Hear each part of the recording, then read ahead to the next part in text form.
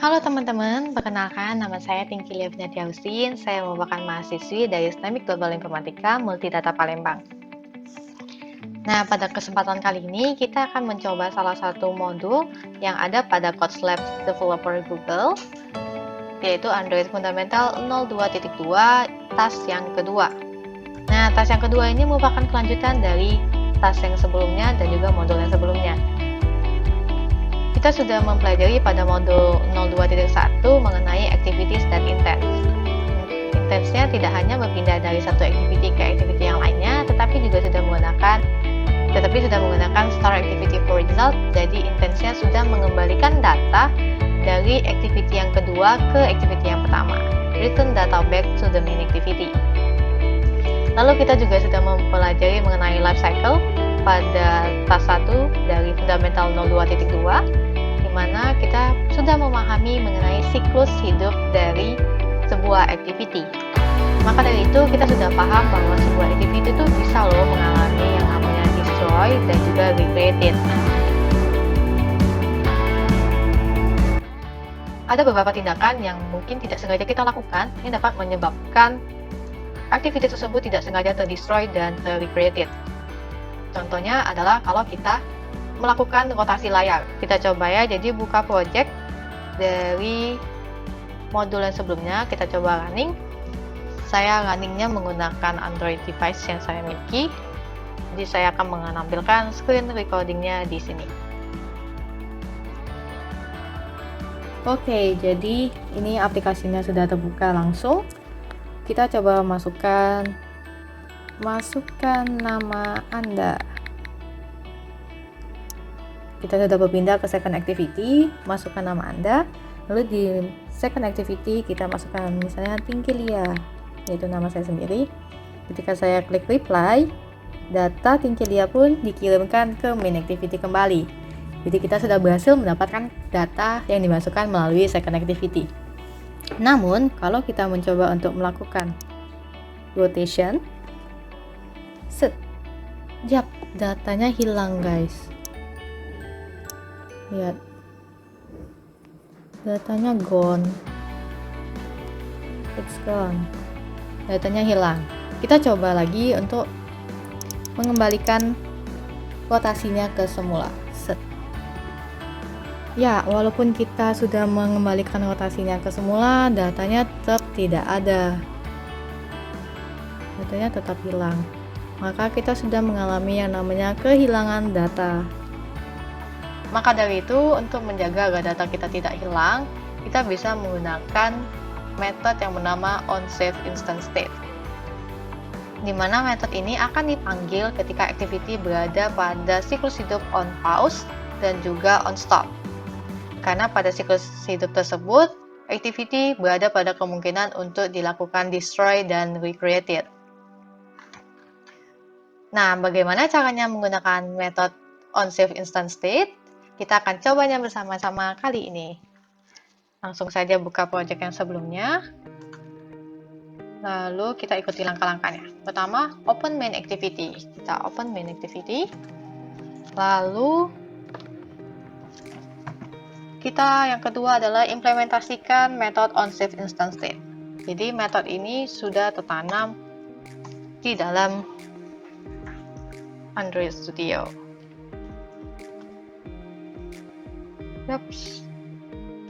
Akan muncul autocomplete dan kita tinggal melakukan enter dan berhasil mengimplementasi metodenya. Lalu kita masuk ke langkah yang ketiga. Check to see if the header is currently visible. If so, put the visibility state into the state bundle with the put boolean methods and the key reply visible. Oke, jadi ini maksudnya adalah ini. Jadi tadi pada saat kita mencobanya, ini kan tampilan awalnya ya. Nah, begitu kita menerima data yang dikirimkan oleh second activity, selain muncul message yang kita kirimkan, juga muncul header-nya yang sudah kita siapkan. Ini, reply receive. Nah, kita men-setnya sebagai invisible nih pada modul sebelumnya. Agar apa? Agar sebelum datanya dikirimkan oleh second activity belum ada header sama sekali, karena belum ada pesan yang dia terima. Karena terjadi perubahan tersebut, kita menyimpan semua perubahan kita pada metode onSaveInstantState. Jadi, di sini kita juga menyimpan perubahan header tersebut, visibility dari header tersebut. Jadi kita buat if. Karena itu merupakan text view, jadi saya menyimpannya sebagai tvReplyHead dot get visibility. Kita cek visibility-nya, apakah visibility-nya adalah visible. Jika iya, maka kita simpan outState dot put boolean reply underscore visible. Ini kita ikuti yang ada pada di step 3. Nah, ini maksudnya apa? Jadi begini, kita menyimpan semua perubahannya di dalam metode onSaveInstantState. Nah, kita menyimpannya dengan cara memasukkannya ke dalam sebuah bundle atau sebuah paket, sebuah kotak yang merupakan kotak perubahan. Nah, kotak perubahan ini di sini namanya adalah outState. Nah, di dalam kotak perubahan inilah kita menyimpan semua perubahan-perubahan yang kita lakukan. Namun, ada kemungkinan kita melakukan banyak perubahan, maka kita klasifikasi lagi perubahan-perubahan tersebut di dalam sebuah amplop-amplop. Jadi, perubahan tersebut kita simpan di dalam amplop. Nah, amplopnya itu ada berbagai macam. Nah, amplop yang kita gunakan kali ini adalah amplop boolean. Lalu di bagian luar amplopnya, biar nggak bingung nih, ini amplop isinya perubahan apa gitu kan. Jadi kita tulis, ini amplop perubahan reply visible gitu. Lalu setelah kita simpan perubahannya di dalam amplop, kita simpan di dalam kotaknya. Tersimpan deh di dalam paketnya gitu. Lanjut, kita mengecek apakah ada lagi sih perubahan-perubahan yang kita lakukan yang harus kita simpan di dalam paket tersebut. Lanjut ke step 4. Nah, perubahan yang selanjutnya kan ketika kita menerima data yang dikirimkan oleh second activity yang kita set pada reply text view message. Nah, maka dari itu kita juga harus menyimpannya di dalam kotak perubahan yang bernama outState. Nah, amplop yang kita gunakan kali ini itu adalah amplop string namanya. Nah, di luar amplopnya kita tulis, ini nih isinya perubahan berupa reply text. Isinya apa? Isinya adalah TV reply message, tulisan yang hilang ketika kita melakukan rotasi tersebut. Kita ambil teksnya.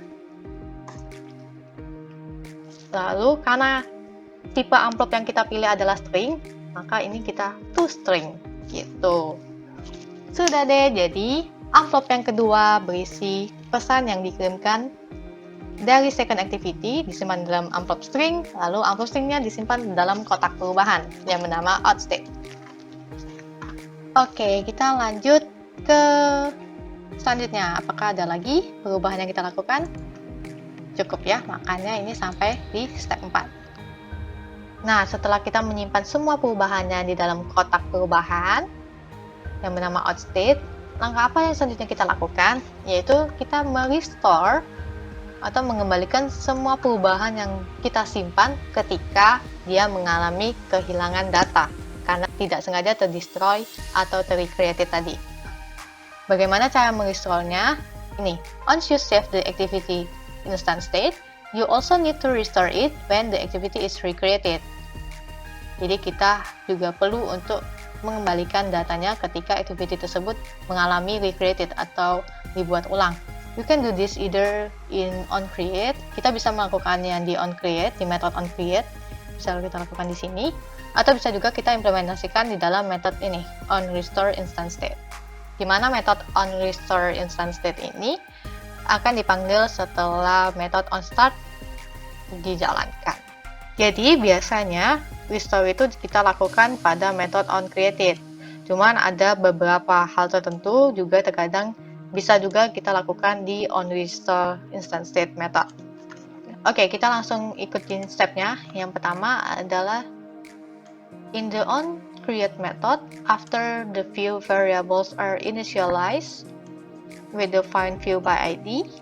Add a test to make sure that save instant test state is not null. Oke, jadi pada onCreate method ini, setelah kita melakukan inisialisasi view ini, kita menambahkan pengecekan apakah save instant state kita null. Null itu berarti kosong. Kalau dia tidak kosong, ini tandanya adalah tidak sama dengan null, berarti dia tidak kosong. Kalau dia tidak sama dengan kosong, maka ada yang perlu kita set, yaitu perubahan-perubahan yang kita lakukan tadi. Nih, jika dia tidak kosong, maka kita akan lanjut nih ke step 2. Kita menyimpan perubahan yang kita simpan di dalam kotak perubahan. Kita simpan di dalam variable isVisible dengan tipenya boolean. Terus kita panggil save instant state get boolean. Kita buka kotak perubahan, lalu kita ambil amplop berjenis boolean. Nah, amplop berjenis booleannya yang di atasnya ada tulisan reply visible gitu. Dapat deh. Jadi walaupun sudah hilang, kita bisa ambil lagi nih dari kotak perubahan yang kita simpan.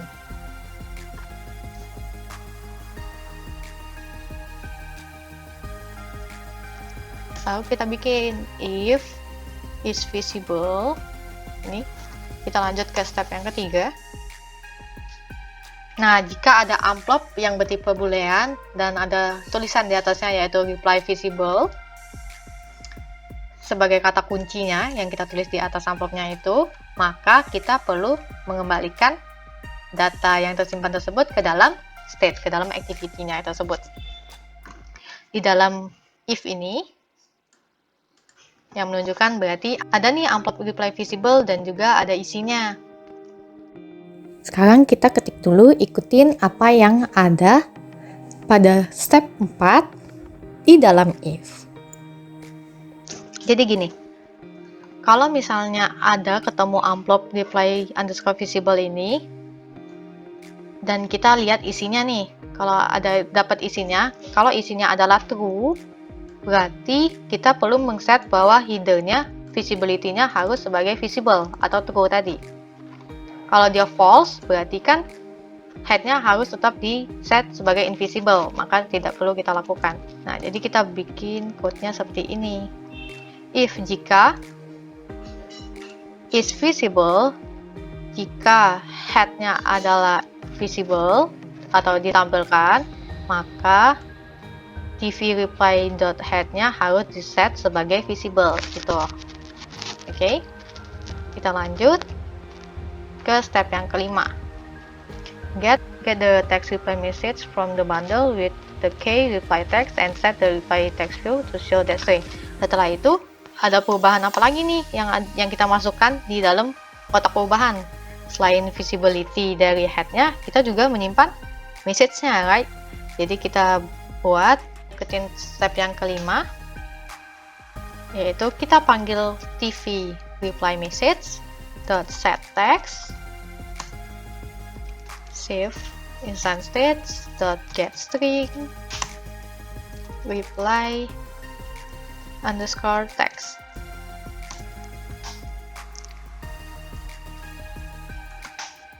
Dan juga step yang keenam, jangan lupa untuk mengset visibility dari text view-nya sebagai visible. Jadi TV reply message dot set visibility visible. Nah, ini maksudnya apa? Gini, selain kita mencari di dalam paket perubahan atau kotak perubahan itu surat boolean, kita juga mencari surat string dengan tulisan di atasnya berupa reply underscore text. Kita mencarinya di kotak perubahan. Setelah kita dapat surat tersebut, kita ambil isinya kita set pada text view reply message. Dan juga jangan lupa untuk mengatur visibility dari TV reply message-nya menjadi visible, sehingga pesan yang sudah terset pada TV reply message akan muncul. Nah, teman-teman, setelah ini kan kita run the ads nih ya. Kalau misalnya ada teman-teman yang sudah berhasil, that's a good things. But, jika teman-teman ada yang nggak berhasil, jangan takut. Ada beberapa perubahan yang terjadi pada Android Studio yang baru dengan tutorialnya Yang ini menggunakan Android Studio yang mungkin versinya sudah lebih lama.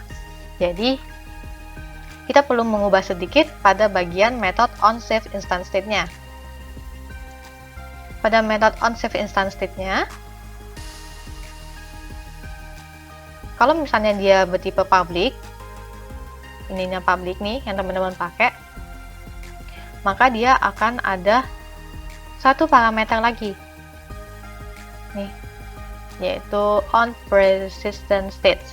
Nah, pada pembahasan kita kali ini, parameter yang kedua ini tidak diperlukan, maka kita bisa menghapusnya. Hal ini juga yang bisa membuat teman-teman menjadi tidak berhasil dalam menyimpan perubahannya di dalam method onSave instance state. Ini yang berwarna merah juga dihapus. Jadi cukup satu parameter aja, yaitu bundle berupa outStates. Nih, oke? Atau kalau misalnya menggunakan versi terbaru, kita bisa menggunakannya yang bertipe protected. Ini kita coba jalankan dulu. Jadi saya kasih lihat teman-teman. Kalau yang versi terbaru itu dia menggunakan bukan public, tapi dia protected. Nah, itu sama aja dengan metode yang di sini. Oke, ini kita coba ya. Ini saya akan pada Android device saya, dan saya akan melakukan screen recording untuk menampilkannya kepada kalian semua. Nah, sudah berjalan. Kita coba masukkan nama Anda. Saya tuliskan nama lengkap saya, Tingkilia Pinatia Husin. Lalu dari second activity kita klik reply, dia mengirimkan data berupa nama saya tersebut ke main activity.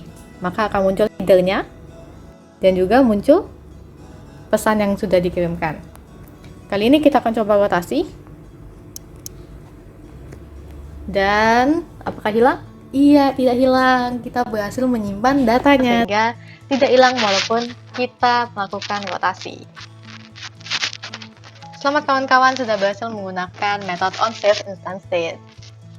Saya akan menunjukkan kalau menggunakan metode bawaannya. Kalau menggunakan metode bawaannya, yang sebelumnya saya komen dulu, kalian bisa mengetikkan onSave instance state, pilih yang protected, di mana protected hanya memiliki satu parameter nih. Sama kan dengan yang di contoh, satu parameter. Nah, kalau yang publicnya, yang versi terbaru Android Studio-nya sudah ada dua parameter. Jadi kalian bisa menggunakan yang protected, dan juga cukup melakukan hal yang sama, isinya boleh di copy, melakukan hal yang sama. Silahkan Anda coba jalankan lagi, ini saya coba jalankan, maka hasilnya juga akan berhasil atau work, sama seperti sebelumnya. Ini saya coba jalankan lagi, jalankan ulang. Oke, ini saya screen recording dulu.